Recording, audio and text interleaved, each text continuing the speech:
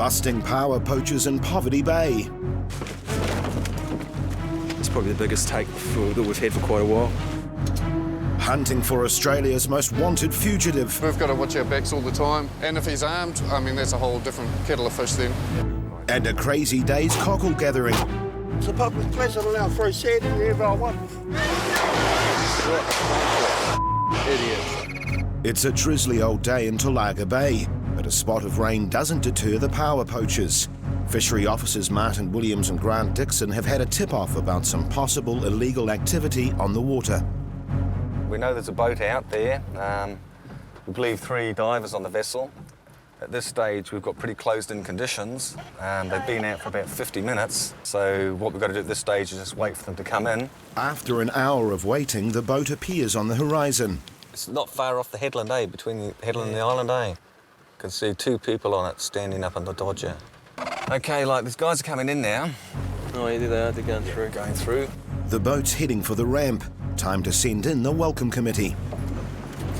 If they've got a permit, they should be fine. If they actually have got quite a lot of product that could be crayfish and kinner or paua that's illegal, they could be a bit testy. We'll just have to wait and see. Yeah, this will be the tricky part, eh? Hey, boys. Hey, fishery officers. Just doing a quick check. So, what have you been doing? Diving? You got a permit, have you? OK, we've got a permit here, authorising and to take for a hui. It's authorised 100 paua, 300 kinner and 60 crayfish. Customary fishing regulations allow local iwi to take specified quantities of seafood for events like tangi and hui. But whether these guys have valid paperwork and a legal catch remains to be seen. So we've got some paua, a few kinner, and a lot of paua. So what I'm doing at the moment is just breaking the paua so we can do a count and see if the number authorised matches what the permit states. At first glance, though, there seems to be a lot more than the authorised amount on board. 100 paua. Yeah, I think there's going to be more. And there's 2 named on the permit. So I'm just going to I'll do a straight count, so you just check us. 2, 4, 24, 26, 98, 100. As suspected, they're well over the limit. I've got all the details, so I'll just get the ID. Confirm the ID. We've obviously got an all offence. that's oversized. There's going to be about 100 oversized. Which means the 3 suspects are now in a heap of trouble. Depending on what this count is here, it'll be something that's likely to proceed to prosecution. So I'm just going to finish a count on these and just see how many illegal power we're dealing with. 2, 4, 120, 122, 122. It's a classic example. It's after 5 o'clock. It's peeing down with rain. These guys wouldn't expect to get picked up. They're legitimising their hui, and they've got their 100 paua, which is heaps for a hui, and they're probably bringing in at least 250, is my estimate, that they've got of paua there, which is way in excess, considering that if they were doing a recreational dive, 10 paua each would be, so they'd be 30 would be all they're allowed, and there's going to be heaps of undersize there too, so it's quite a big take of paua.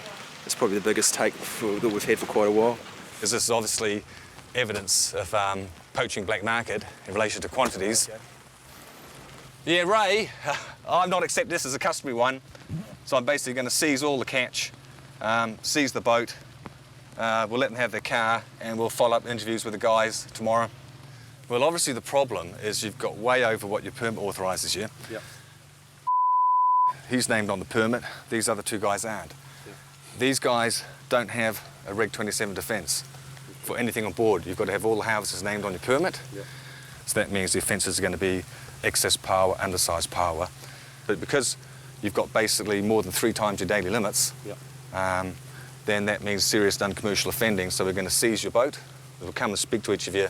We'll line up sometime tomorrow. Probably don't know. No. So the boat is staying with the fishery officers, which, needless to say, doesn't go down well with the suspects.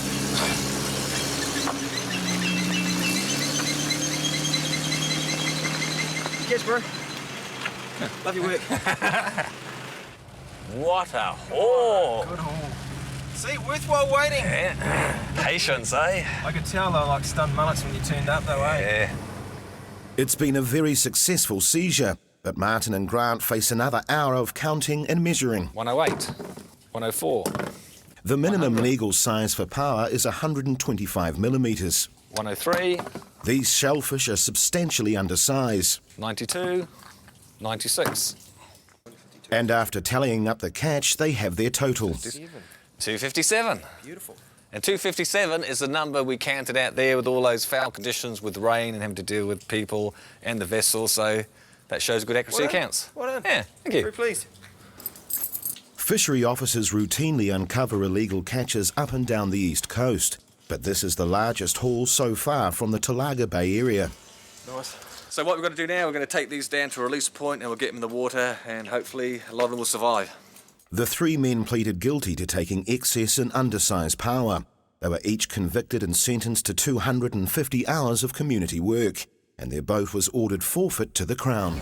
Umupuia, or Duda's Beach on Auckland's Pahutakawa coast, is a popular spot for shellfish gatherers, many of whom take more than their fair share. It's notorious for people taking thousands and thousands of excess cockles, so we're here over the next 6 weeks. We've got signs up everywhere that say 50 per day, and it doesn't seem to stop people, so we're down here just trying to get the message through to them. When they come up, we'll check their catch. And one bunch is already learning the hard way that cars and the beach don't always mix. One way of digging for cockles, not putting our four-wheel drive out there. Are they stuck? Put it this way, I don't think it's long-term parking. How stupid can you get? Despite the signs and the fishery officer's presence, there are plenty of people prepared to break the rules. Okay, sir, as you can see, you've got excess cockles here. Yep. All right, I require you to answer the following questions. To enforce the legal limits, the officers have to contend with everything from the language barrier I cannot understand. to downright hostility.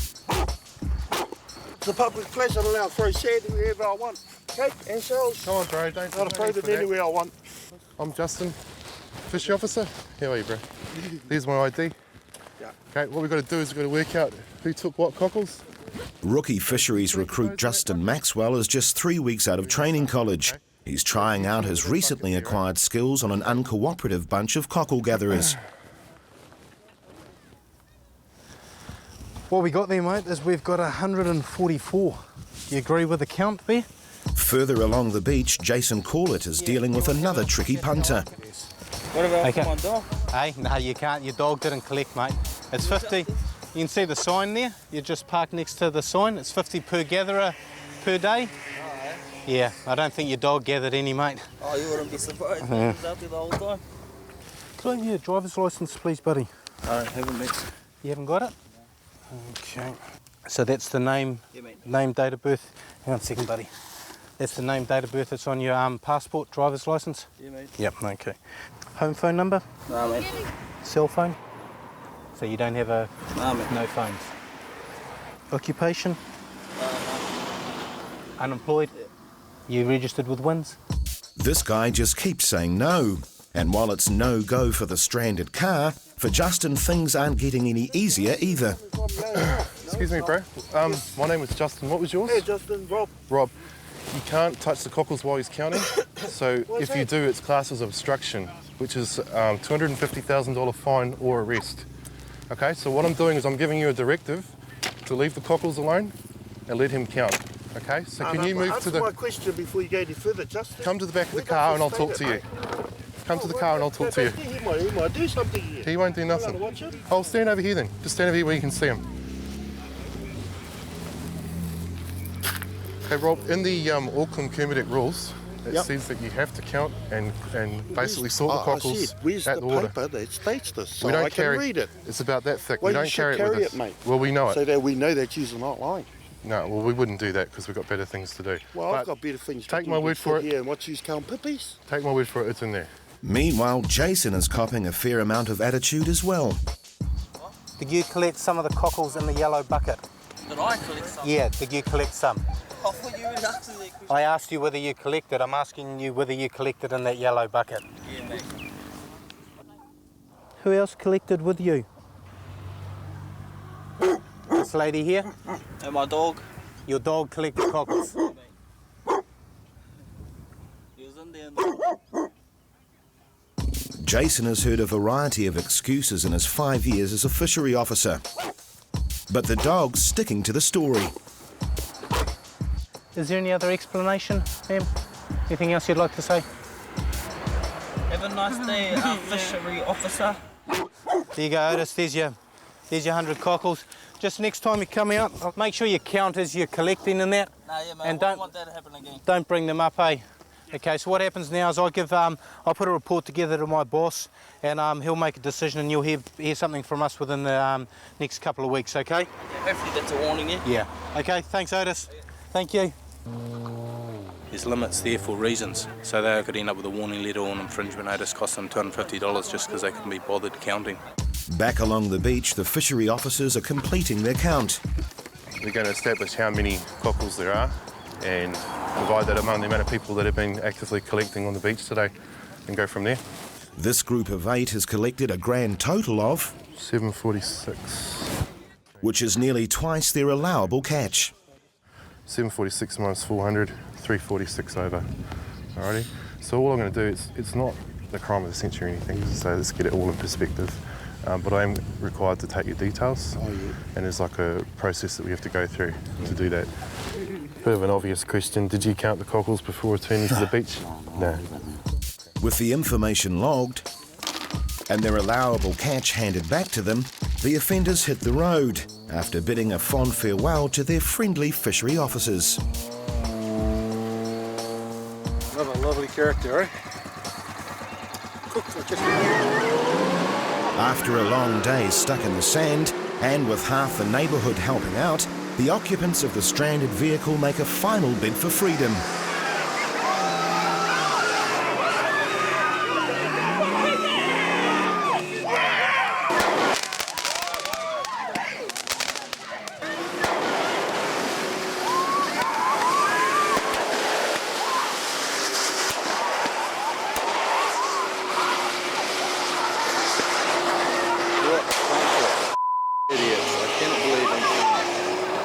The end of an action-packed day at Umapuia.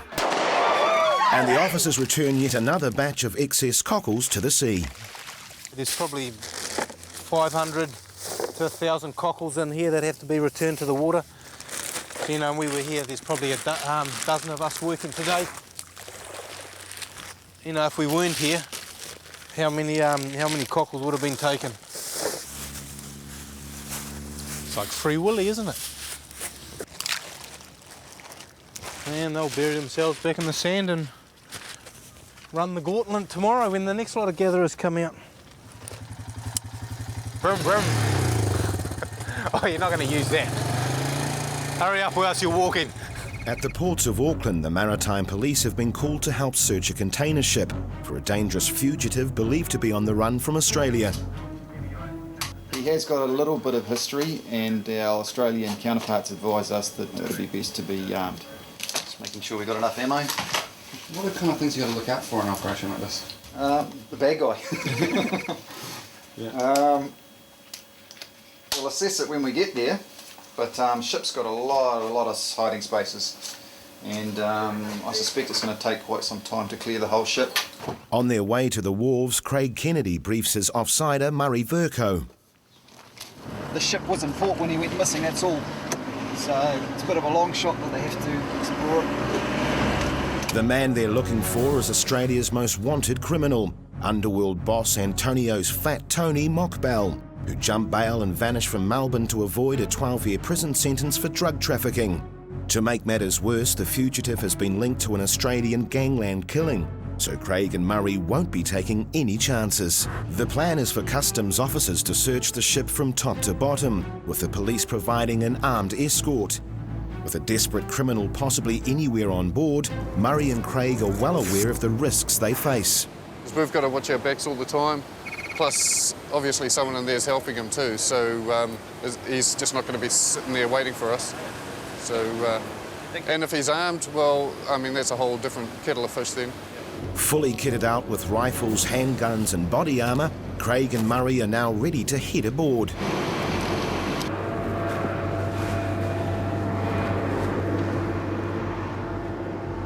While Murray remains on deck to guard the gangway, Craig and the customs officers head inside to brief the captain. The Australian Federal Police I've asked you to do a search. have a number of lines of inquiry, and one of them is to mitigate the risk that this offender has stowed away on this ship to try and get to New Zealand. He's got half a brain, he won't come to New Zealand, but... Well, yes, it's the guy's reputedly worth $300 million, so... Oh, it's worth finding. He might be worth finding, yeah. If you only find his wallet. Yeah, okay, more than mine.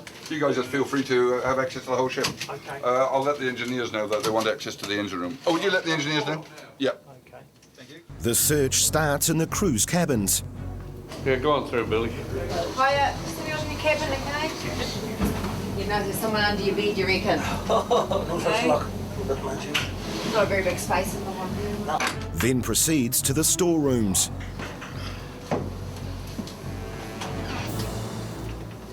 All clear so far, as you can see. As if you're Guys are doing a sterling job. But when the first mate can't find the right key, drastic measures are called for. Nearly. Something's coming. Beautiful. There you go.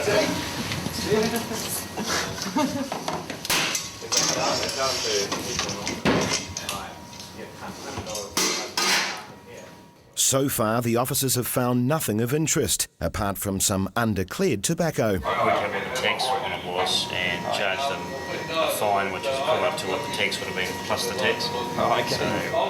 So, while the cabin search hasn't been a complete waste of time for customs, there's just no sign of the fugitive. Well, where is he? Found any bag, guys? No. No, I shot a few seagulls though. Yeah. Now it's Craig's turn to guard the gangway, while Murray tags along with the search team as they tackle the lower decks.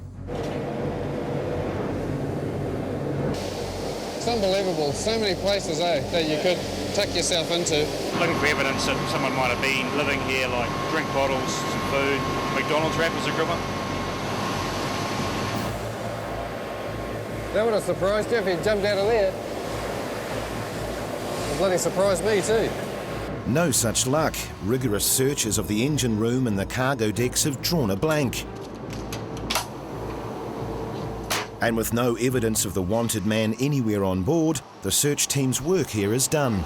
We've searched the vessel and haven't come up with anything, so quite assured that he's not on board.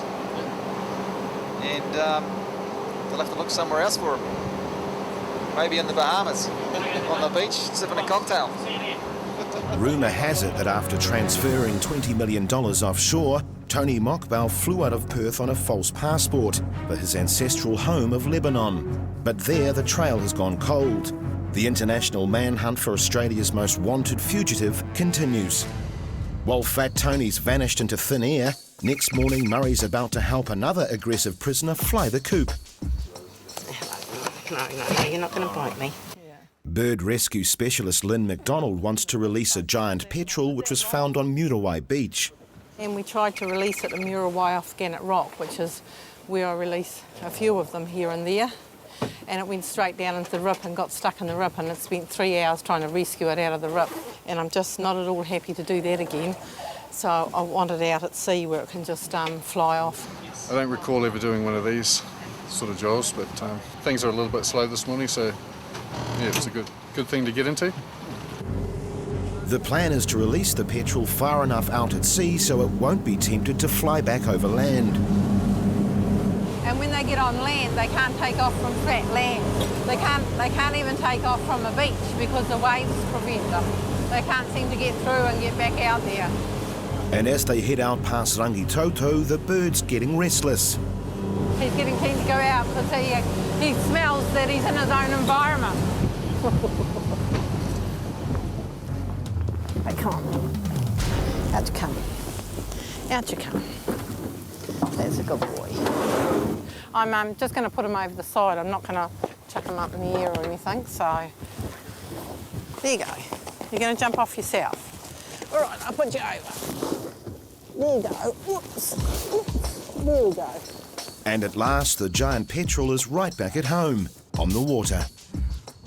They very rarely ever take off and fly when you let them go.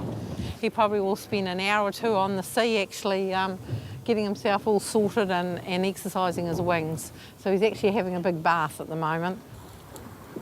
It's really good that you can come out on the boat and leave him out here too. It is really good. It's very much his natural environment.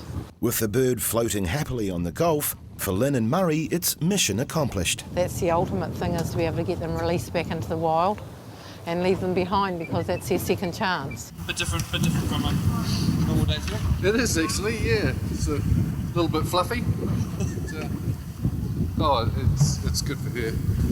I'm sure she gets lots of birds that are in trouble. That maybe she'll call on us a few more times now.